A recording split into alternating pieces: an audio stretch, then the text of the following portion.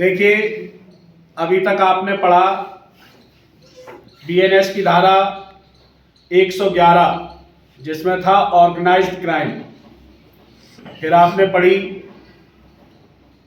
धारा 112 जिसमें था पैटी ऑर्गेनाइज्ड क्राइम, छोटे संगठित अपराध। फिर आपने पढ़ी 113 में था आतंकवादी गतिविधियां किसके विरुद्ध होती हैं, किन साधनों से होती हैं और उस पर हम पर या हमारे देश पर या हमारी इकोनॉमी पर क्या असर पड़ता है। आगे आते हैं धारा 114। इसी क्रम में भारतीय न्याय संहिता, तो ये डिफाइन किया गया है उपहति या हर्ट को। इसे बोलचाल की भाषा में कहेंगे चोट।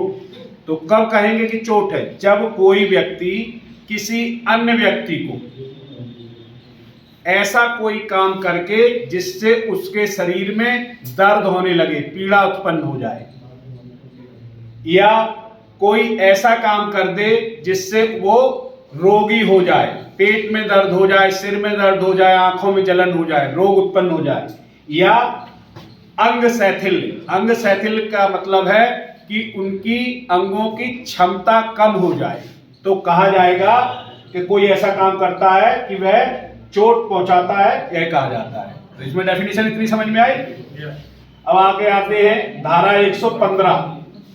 तो धारा 115 कह रही है स्वेच्छा उपहति कारित करना। जो पहले आईपीसी में धारा 323 एनसीआर हुआ करती थी, अब वो हो गई है धारा 115, वॉलंटियरली कॉजिंग हर्ट।